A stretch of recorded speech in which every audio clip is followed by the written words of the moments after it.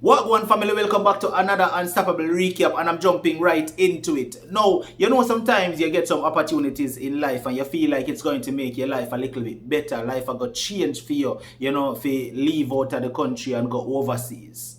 And when you go, it's not what you expected it to be. And even in the case of some parents, sometimes sending your kids away to go overseas and stay with family members and thinking you're giving your child a better life. And turns out that's not the case. And that is what we are talking about in this episode right here. This lady who shared her experience spoke on how she was sent overseas by her mother to go stay with her auntie. And, thinking that she would get a better life overseas. No, and that's how it go. The auntie husband molest her and then tell her auntie say, yes, him do it, but him did junk. As a result, the auntie made a choice to put she out of the house. Tell her, say, here what? It's either you or my husband, and my husband will pay the bills, so you have to go. Yes, people, that is how it went. Now, she decided she was going to stay in the US and not go back to Jamaica. So she stayed with some friends, and that was the beginning of her hell. Family, take a listen to this one right here that was shared on Unstoppable Live. In 1990, I came to America with my mom. My dad lived in America with his wife, and you know, we have three siblings. So my mom took me with her here. The plan was I'm going to my dad's house, and I would stay there. My mom will go to her sister's house. So my dad was, he did well for himself. He lived in a nice community. He was the only black person living in that community. Had everything. He did really well. So while there, my dad, I think it was a few weeks. I thought it was like a week, but I think it was a few weeks in. My sister, my dad was having a barbecue, something I get to understand it was a heavy, every year thing for him. So my sister told him that we were going to the store. No, I'm about 15, 16, around that age. So he's, of course, it's fine. The store was like a gas station and a convenience store. So we left the house, and I'm not quite sure of the time, but of course it was very early enough in the day. So I remember when we got to the store, a car pulled up, and there were like three guys in the car, and my sister was like, "This is my friend." And stuff. And she was like, "Come in." So, of course, I went in the car. I am new to America, no, nowhere.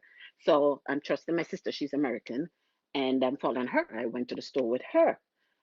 So upon that, I realized that, we were going really far. I knew that much because we were driving for a while. Anyway, we did not reach back home until nighttime.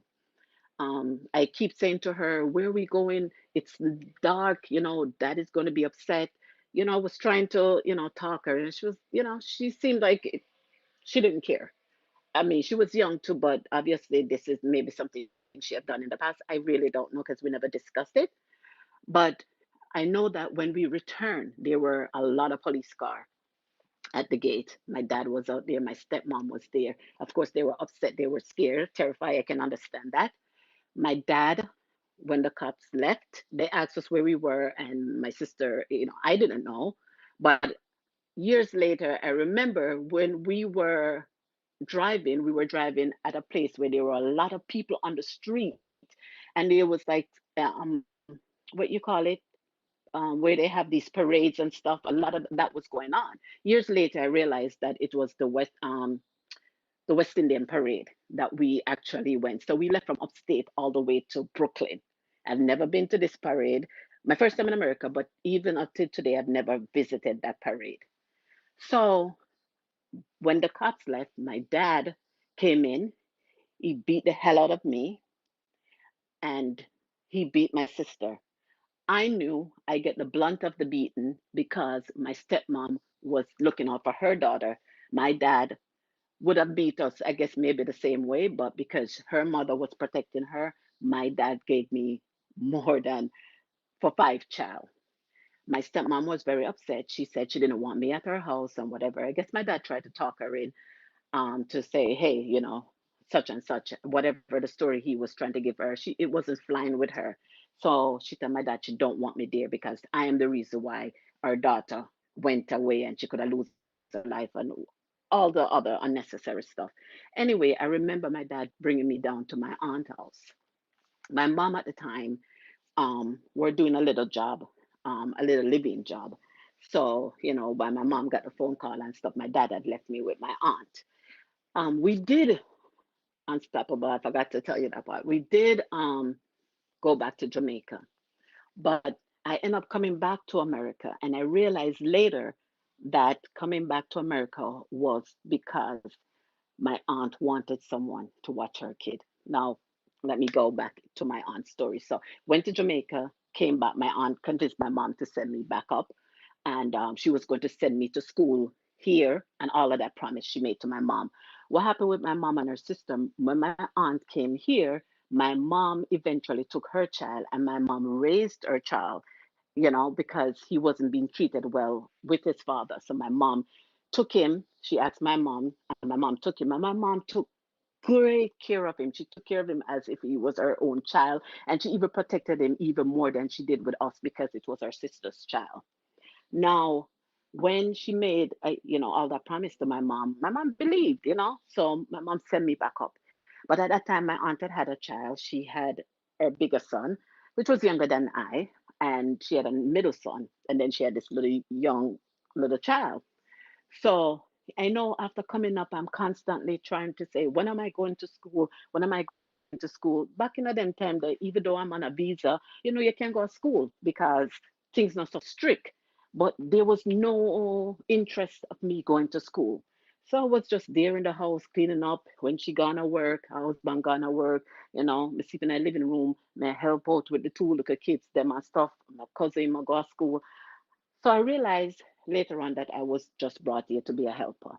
Anyway, I remember one night it was New Year's Eve and she was going to work.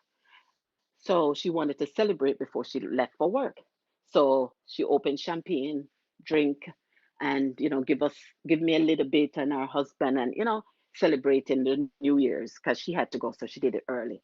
So I remember I fall asleep and I can remember it like it was yesterday. I had on a blue acid wash jeans, and I was laying on the daybed that I sleep on in the living room. And all I felt like somebody pulling on me, pulling on my pants. But I thought I was dreaming. But the person was being more aggressive and coming up further up my legs, trying to get my pants off. So I'm like kicking now, and I open my eyes. And when I opened my eyes, it was my aunt husband.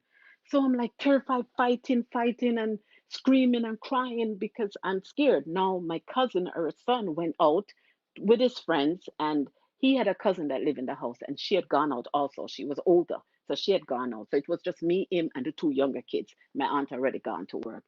So I was so terrified. I was scared when he finally stopped because he saw that I was fighting. I ran into his cousin room and hid behind the bed until she came in, and then my cousin came in, and I told them what happened. I was terrified. I didn't even look at that man. I was just hiding in that room. And so my cousin said, no, you have to tell mom. You have to tell mom. So I said, I'm scared. So my cousin said, no, tell mommy because I'm going to tell her. So when my aunt came home, I told her what happened, and she was upset. She went to him, and he told her, yes, it happened, but he was drunk and he's sorry. So, that was fine for her. He apologized to me, but of course, I'm terrified. Now, keep in mind that I'm a child who was already been abused from around 4 or 5. So I am thinking, like, oh my God, why me? I still have those scars, and now I'm here and dealing with this.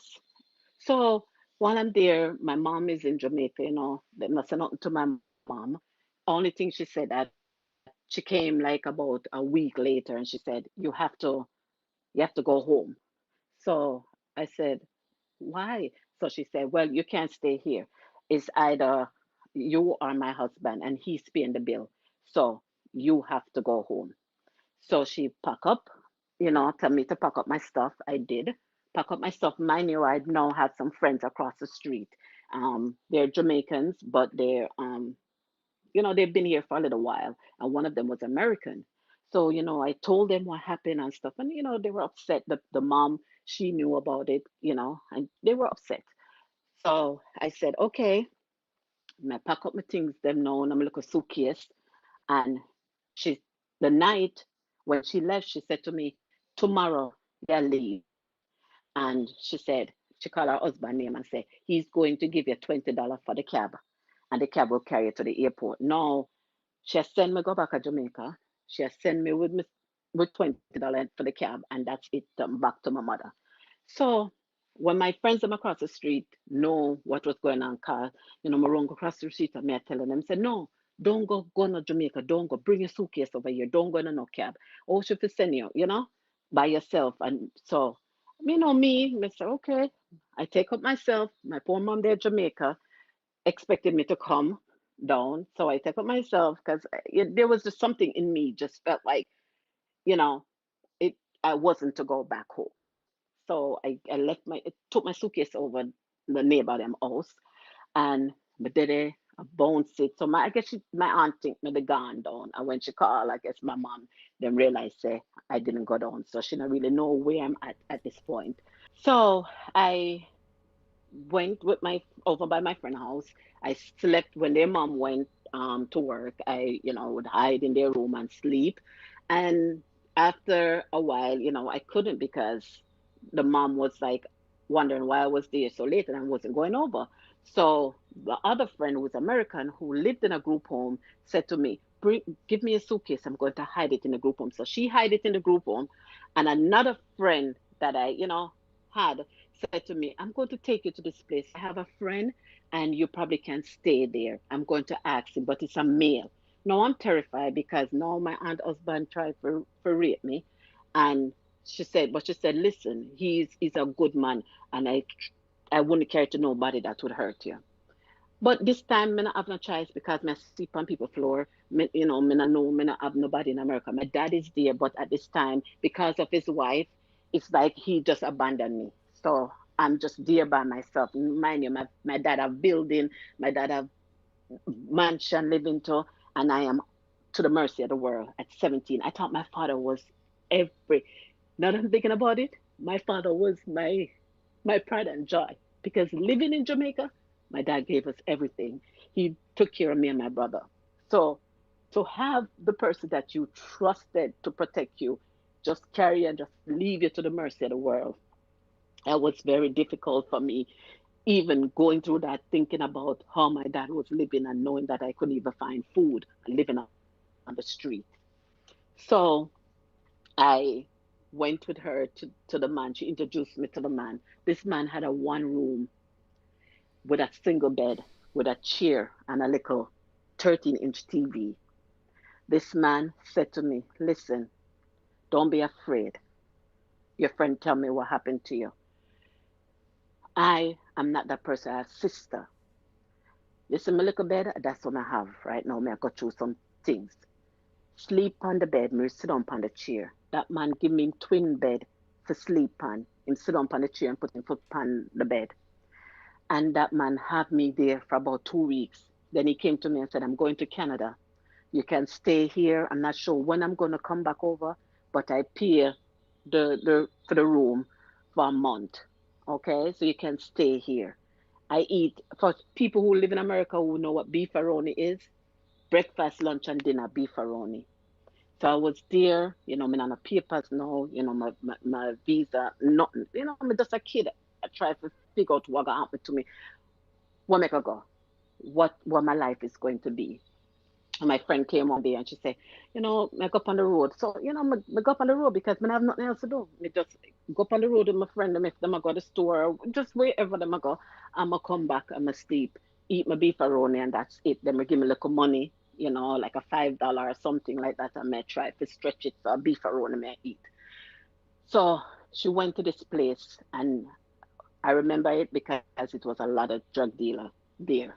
And one of the drug dealer was the big man, and he was the one with the all the money and everything. And obviously he see me and he asks her who me, and she says my friend or whatever. And I say him like me, so he start talk to me, and I say where you live, and me there, just a talk as everybody there, and he might reason with me, and I tell him the situation. And I said, he might say to me, say, don't worry yourself, man. You'll be all right. Just you don't have to go back there, so you can come stay. I'm a sister, you say you can come stay with me. Listen, 17, me naive. Me just want a place to live. Me tired of fear go all over the place. So this man tell me a dream. I was so happy. I felt like I found a savior because now him carry me over to one of the apartments where I'm having him. Say my sister come here and she stay. You can stay here. Little did I know that this man, a bigger man, because he was in his 40s, him love little girl, young girls, and obviously a lot of women. So me go there.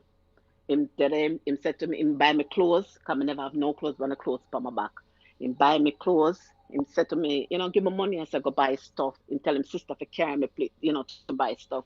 He say, you don't have to worry about nothing. We got you. Don't worry about your clothes, them where you have this. Don't worry about nothing. Make your passport. If you want, bring it, come, bring it, come. But don't worry about nothing. Me take care of everything. So that time So I'm there with him this. just a draw you Huh? in and a sweet you up for put Yes. you in a hell. Yes. Yes. So while I'm there with him now, the true color come out. Um, I remember my girlfriend that introduced me to him, we go up on the road and she introduced me to him. We used to him have a store, so we used to always go out of the store. Him sister out of the store, me out of the store. To the store back in them time there was a front, right? Because I'm a big time hustler. So me dey out in at the store with him sister daytime and stuff like that. And my girlfriend, no, she used to call me, get her the number, so she used to call me.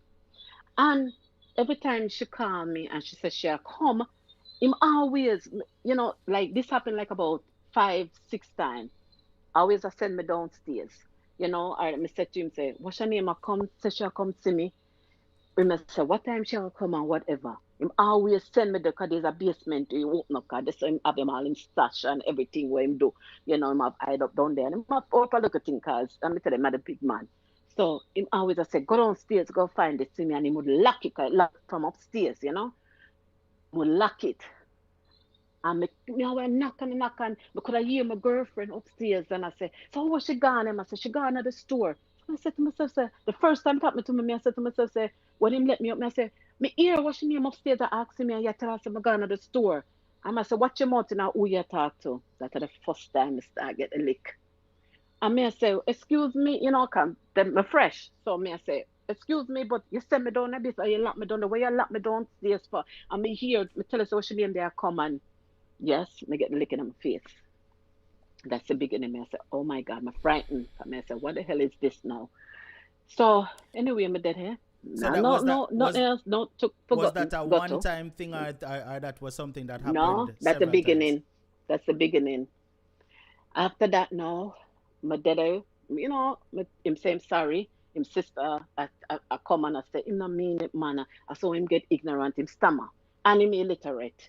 So me know say me literate and so them I used to say, I'm ignorant already and stuff, like a body talk back to him and so I say, but me and him pick me.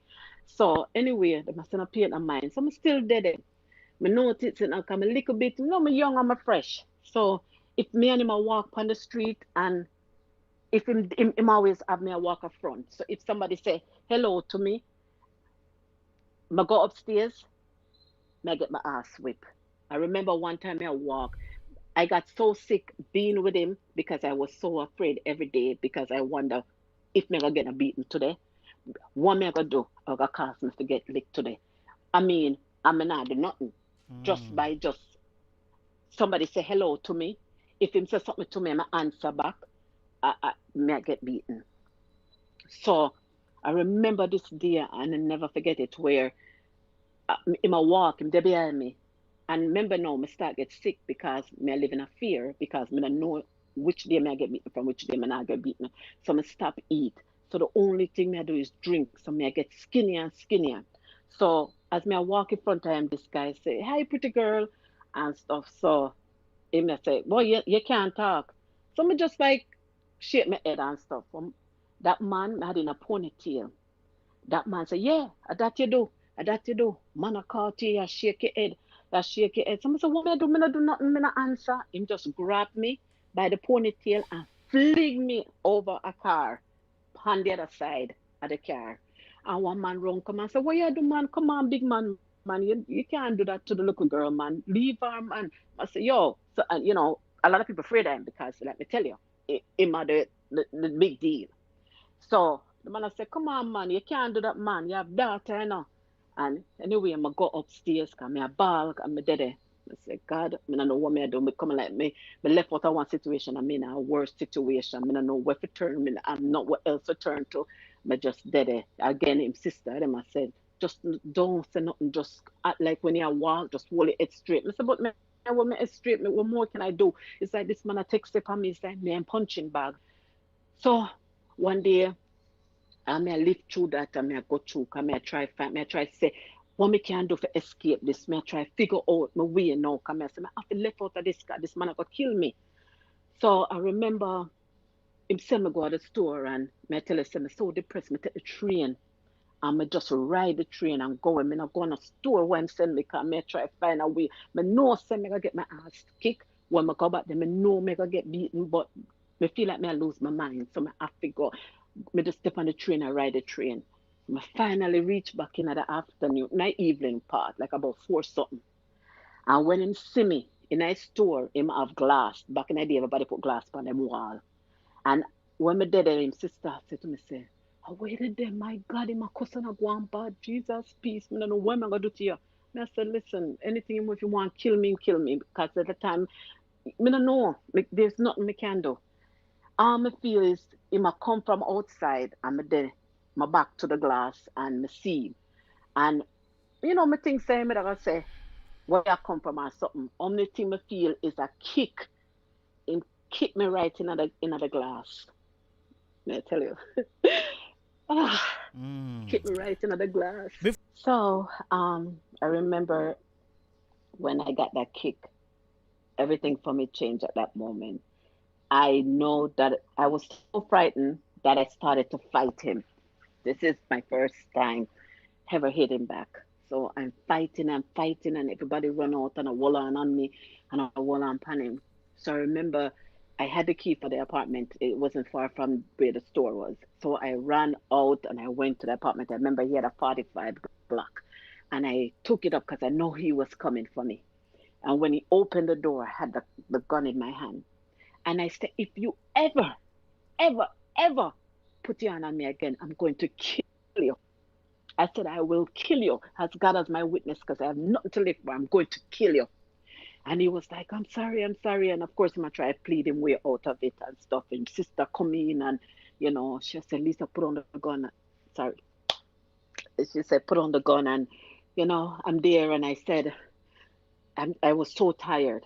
And I remember that my same friend that had brought me to the other guy house, I remember I have her number and I call her and I said, I can't do this no more. And I left out of that house and I left for about a week and something. Yes, I went back because I was on people's floor and they were just, it was terrible the way, people were treating you because they know say you're homeless. And I said, okay, I went back, fast forwarding, he, because he had so much contact, he was planning on going to Jamaica. And of course, he said he'll get my book sorted out for me and stuff like that. Upon going to Jamaica, he had another woman there waiting, in Jamaica on him. So when I reached there, his sister, everybody went down. And when I got to the house, they were saying, don't be upset, same love woman and all of that. And at that point, I just want my book straightened out. I'm telling you, the way this man flex, when we have got through customer Jamaica, we not giant line, a police escort we get. They may have the people them come out of the house where I live up at Red Hills and fix my book. That's all I wanted. I got my book. I left. When I left, I was in Jamaica for about a month. I know I called his sister, and his sister said to me, say, girl, you wouldn't even believe what happened. Immigration raid the whole place and lock him up in their jail. I said, what? I said, okay. I said, God, you're not sleeping. So I said, okay. I met this guy while I was in Jamaica, and he lived abroad. And, we talk and stuff, and, him get to know me. And he said to me, anytime you want to come back up, I'll help you. And I remember after he left a month after, now, this man, me done with him now because me there Jamaica, him come to Jamaica, him have him woman down there, him gone back America, immigration scrape him up. So film chapter for me was over. So this guy now, him help me, I'ma come back America and stuff. And let me tell you something. I've always known that I want more for myself. I've always known that. I come back, this guy helped me out a little bit. I met up with some young ladies, meet them along the way, and we became friends and stuff. So we had after that guy helped me out and stuff, him having baby mother, so he couldn't really, you know, have me in place for too long because he had an apartment and he had a house. So I never want to be in that situation. I try look a way out. This time me I know 20, 19, yeah, around 9, no, yeah, 19. So I say, I want help myself and stuff like that, and I want better. So when I meet up with, have these friends now, these other girls, um, we have a one room, three within the one room, and while we're there, go on.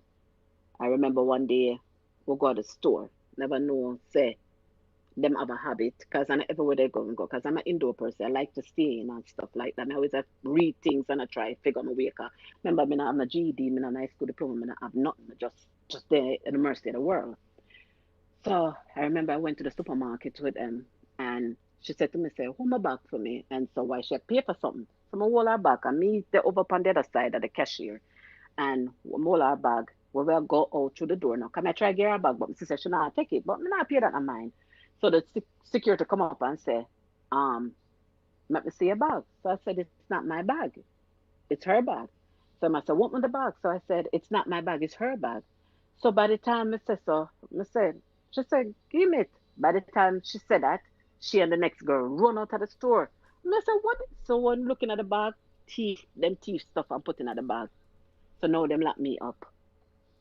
I say what is for me? Me not no, me there on a visa. Me there in a different county from where we live. It lock up while me in the jail. This policeman said to me, "You're from Jamaica?" And I said, "Yes." And he said, I used to date a Jamaican.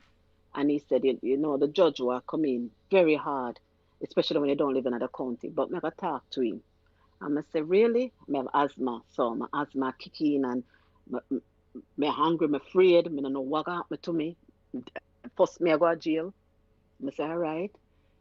He came back to me and said, you know what, God must be on your side because this is the judge when I tell about and him dead today. And this ex judge and him nicer. Anyway, the man, when my name call up and I go, the man talk to the judge and tell him, say he knows me and he knows my family and I will come back. I said, my God, this is only you. They let me out. They tell me I had to call this program and I had to make a phone call every day at a certain time.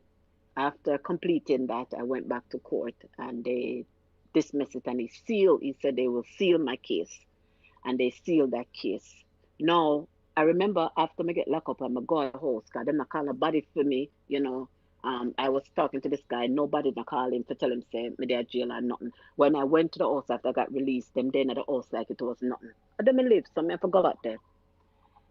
We had a landlord and he had a girlfriend and them had a woman in a problem. Second time jail. Them had a fight after the woman. Me I try part them. The woman spray them with road spray. And so me I said, this woman is a bigger woman. This is outrageous. So me I try to part it and it won't stop. So I call the cops. When the cops come and the cops are lock up everybody, the lady see me and she said them not lock me up. She said, and she too. Here me gone to jail a second time in America. I said, what is for me, dear Lord?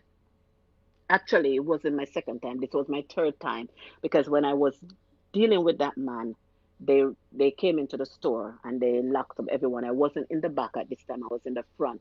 So they didn't have anything on me. So that case, they had sealed it also because he had a good lawyer. And they sealed it because they said I was just in the store as a customer.